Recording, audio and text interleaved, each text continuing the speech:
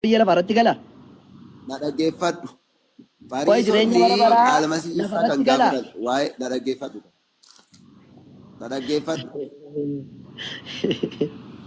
Si Mootummaa jireenya bara Waaqayyoo baraa irratti gaa'ila gootaan jedhu. Kutaan lakki kuni akkan jedhe jireenya bara baraa kan inni galu lafarratti siin jedhe. Kanuma na qofanaa deebise. dhaggeeffadhu. Yoo jette nanniif. Mootummaan bara baraa biyya lafaa irratti miti. Mootummaa Waaqayyoo Kanaafuu irratti. biyya lafarratti eeggan taaneeti waa'ee mootummaa jireenya Na bara baraa dhaggeeffadhu. argachuudha kan inni Na dubbataa jiru. dhaggeeffadhu. Ayya. Na dhaggeeffadhu ka. Na Ayye. dhaggeeffadhu. Macaafa qulqulluu hubachuudhaaf siin jedheera.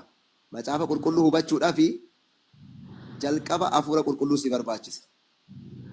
Ayye Hafuura naa kenni qulqulluu mee. kana waan hin qabaanne Naa kenni hafuura na qulqulluutti nu dhaggeeffadhu. bara. Naa kenni tole. Sii kennaa na Yala naa dhaggeeffadhu. Waan si bira jiru naa kenni amma naa na kenni dhaggeeffadhu dubbadha. kaa. Maa haasoftaa? Dabaree maa namaan kennine maa nama guddaa miti ati. Ustaas maal taate si akkanatti akkamii walirraa barachuu dandeenya. Hafuura qulqulluu seettamoo akka naa kennitu barbaade uummata hunduratti akkan guuttadhee hafuura ittiin dubbisuuf. Na dhaggeeffadhu kaa. Ayye. Nam tokko kutaa tokko otoo hin seeniin dura qubeen aan boca kamirraa bocamte kan jedhu beekuu hin danda'u. Erga daree seenee booda erga baratee booda hubannaa isaa beekaa jechuudha waan san maalummaa isaa beeka. Kanaafuu macaafa qulqulluu kana kutaa amma dubbiste kana keessatti waa'ee gaa'ila mootummaa waaqarraatti miti kan dubbachaa jiru. Ayye. Macaafa kana hubachuudhaaf akkasii galatti fudhachuu dandeessa. Dirqamaa miti fudhachuun si dirqisiisuun barbaachisu. Yoo naa galee sii musliimaa kanaa miti ani kiristaana ta'ee yoo naan galiin namni dirqisiisee irratti dhangalaasuu hin danda'u. Ishi gabaabsa ayye Kanaafuu tole. waa'ee samii irratti jiru miti kan dubbatu waa'ee biyya lafaati irratti namoonni hiikuun hin danda'ama jedhameera jedhanii warri Musee gaafatan seerri Musee akkana jedhaa jedhanii dhufnanii asitti almasii isaadhaan immoo warri Fariisotaa immoo akkana jedhaa jennaan waa'ee sanii jaraaf ibsaa jira. Biyya lafaa kanarratti immoo ati gaa'ila qabaattee maatii qabaattee almasii isaa fayyisaa lubbuu keetii gootee yoo amante mana keetii ari'atamuu hin jira. Kuni guutuu biyya lafaa irratti jira waan ta'eef ifa gala. Ani amma kutaa duratti sii kenne san irratti maalan si gaafadhee waa'ee namoota na dhaggeeffadhu kaa. Na Achiin dhaggeeffadhu. darbiin Na itti dhaggeeffadhu. gaafii Gaafiidhaan deebistee darbitee afatu. lakki qoy Ani gaafa suuraa 39 na ishal dhaggeeffadhu kaa. Na tokko fichisiisa. obbolee tokko ilaa amma Dubbii ba'an dhoorganii gala dhoorganii afachuu. Warri irratti abbootii qabdee naa deebistaa na dhaggeeffadhu. dhaggeeffataa oli jedhaa iyyuu na dhaggeeffadhu qaal tokko maamni si dhaggeeffataa olee mi ganaa kan biraatti darbita akkan siin jedhe fakkeenyaaf ati jaartii qabda Infin. ilmoo qoy Infin. baqa qoy akka ati deemtuttu ati jaartii qabda ilmoo qabda tole maatii qabdaa jennu tole mee ilmoo kana jaartii kana guyyaa dhumaa sana gargar jiraattu ishee faana moo wajjin jiraattu Infixanne. waliin quba waliin qabda natti mi qoy dubbii gabaabaa naa deebisi Infixanne. loojikii Na dhaggeeffadhu kaa.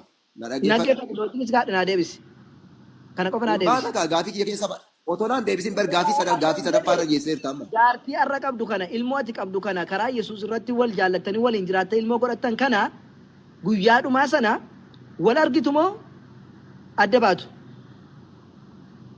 Nuti mootummaa Waaqayyoo irratti gaa'illi hin jira jenneen amannu waan ta'eef gabaabumatti Gaa'ila soyitas sin deebisee jechuudha. gaafannaan gaa'ila sin gaafannaan jaartii kee har'a wajjiniin jirtu kana guyyaa dhumaa sana gargar baatu moo wal argitu? Jaarsaaf jaartii ta'uun keenya hin beekamu achitti. Namni Okay. amane qofti amantoonni hundinuu Jaartii Waaqayyoo maal- isaanii waaqeffachaa bara isaanii qulqulloota wajjin Waaqayyoon waaqeffataa jiraatu. Sharafoo moo Dhaga'e. shariifoo dhaggeeffadhu. Jaartiin kee otoo hin amaniin si faana jiraatti har'a kan si faana jiraattu amantee miti? Na dhagaye. Na dhaggeeffadhu kaa. Kanaafuu kalaas dubbii gabaabaa jaartii fi isin waliin agartan jechuudha miti? Maa gaafii faallaa gaafattaa. Wal argitu waliin agartan qofa barbaadan jaartii kee wajjiniin guyyaa qiyaamaa yookiin immoo guyyaa dhumaa jireenya bara baraa keessatti wal argitu moo waliin argitan? Nuti waa'ee sanii miti amma kasi gaafachaa jiru. Hin argi namoonni argitu Kallattii maal? anas si gaafatati kallattii annan argaa hin argu naan jedhi. Maaliif gaafii akkanaa maal gochaa gaafatta? Gaafii fayyinaa irratti dubbachaa jirra waan ta'eef. Ayyaati maaliif jaartii akkasii ati waaliin waa'ee akkasii gaafatte hin fuutu guyyaa dhumaa jedhee waa'ee fayyinaa dhiisti waa'ee kana maa gaafatti akkuma ati gaafatte si gaafadhe natti himati. Jaartii keessatti wajjiniin jiraataa jirtu kana gaafa duute jannata keessatti yookiin jireenya bara baraa keessatti wal dhabdu moo wal argitu. Dubbii qabaa hin argina hin arginu qofa naa deebisi. Wal dhabbii jechuun walitti bu'uu jechuudha. Lakki wal dhabbii walitti bu'uun jenne. Jaartiin Waliin argitan jechuun walitti dhuftumoon dhuftanidha. Dubbii gabaabaa. wal qunnamtiin saalaa achitti hin jiru. Qunnamtii saalaa sin gaafanneen walitti dhuftumoo waliin dhuftanii wal argitumoo waliin argitan achi keessatti. Amantoota waan taaneef nuti qulqulloota wajjin ni waaqeffanna. Ani qulqulloota waa'ee qulqulloota sin gaafne waa'ee jaartii keenya. Suuraa 39 irratti deebi. Isa gaafii duratti gaafa dheeratti na deebi. Waa'ee jaartii keenya deebisi. Waa'ee jaartii keenya. Waa'ee jaartii kootii sin gaafanne barani. Suuraa 39 30 irratti si gaafadhee isarra dhaabattee Maatiyoosii keessa seentee dhaggeeffadhu gaa. Bakka amma naa deebisee talaa. Al tokko uummata waa ibseen dabala. Al tokko ibsi. Uummata waan ibsita qooya fachuudha. Ibsa tokko waan tokko fachu. Otoo aan jedhin baan jennu na fichisiisa. Na dhaggeeffadhu gaa. Obboleessa adaraa rabbi tokko ibsi. Yoo nobsu jette. Dhaggeeffadhu gaa maal taate. Obsa al tokko. Egaa yaa uummata ilaalaa. Yoo qabde maal rakkin jira. Yoo itti laayii yaate quraanatti yoo laayii yaate yookaan immoo deebii hin qabu naan jette deebii godhuu dandeessa maal rakkin qaba. Ani kanatti qabdu si gara fuudhee malee sirriitti itti leeyyaa al tokko ibsi akkasiin jedhe ilaame akkan jedhe nu musliimoonni asitti fedhii kee of qabdee rabbiif jecha waa hunda yoo dhiiftee waan isa jijjiirra deemtee karaa inni deemarra deemtee jannata akka galtu taate fakkeenyaaf waxxaatiin tokko otoon fuudheen hiyyummaadhaan haa ta'u jaartii tokko fuudhee jaartii sana bushuu dadhabee yoon fuudhee harkatti miidhamti laata yoon fuudhee intala kana rakkinatti fidaa laata jedhee obsee karaa ergamaa rabbi sallallahu alaihi wasallam jedhan soomaadha yoo rabbiin sagadaa rabbiin kadhataa karaa rabbi irratti du'e namni kun asittis gubataa achittis dhaqeen gubatu miindaa kanaatiif rabbiin subhaanahu wa ta'ala isaa kenna rabbiin zaalimamti namadha achittis waan taateef jechuudha asittis nama achittis nama achitti waaqayyo ta'u miti garatti dhaqxu achittis namumadhaati garuu jannata sii kennama miindaa kee sii kennama waan hojjetteef lammaffaa immoo jaartii asitti wajjiniin jiraataa dhabaate kan jannanni adda si baasoo taate jannanni warra kiristaanaa maannaa godha jannanni keessan qananiin asitti qananii haa duniyaanuun caalti kaachi duniyaanuu jannata keessa caalti asittuu jaartii keessanitti qananii haa teessu itti bashannantu achi dhaqxanii immoo jaartii ishee itti bashannanaa turtanuu erga sin hawwateeti kun jannata hin jedhamu jechuu mana hidhaa malee hayyama gaaffii keetti fufi.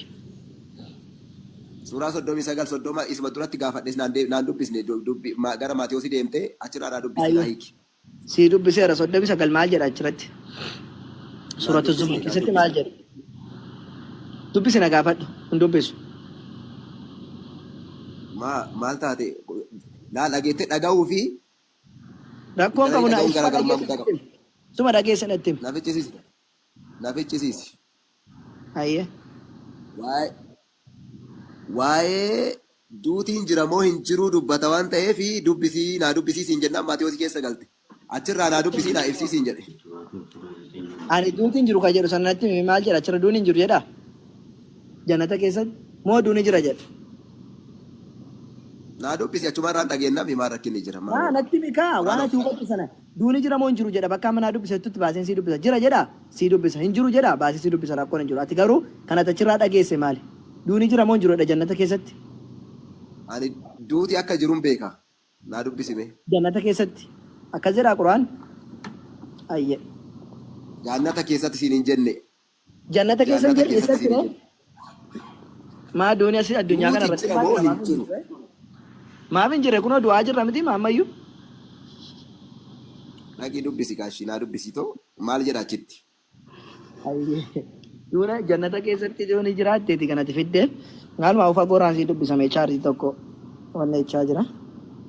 Chaarjichuu har'a immoo fuulii gochuu didee maal akka rakkateen beeku. Qo'imisti. Bakka itti jijjiiruu laata. Durda eeqaa shanitti tokko garuun gaarii ta'an mandidi. Hayya. Bismillah rabbi.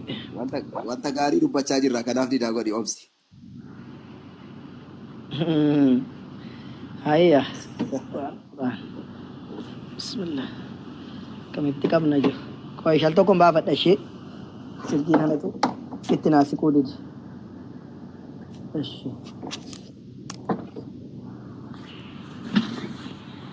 Ijooja keessan gadi qabadhaa. Dingata kaameeraa asifachuu utaalaara waan ta'eef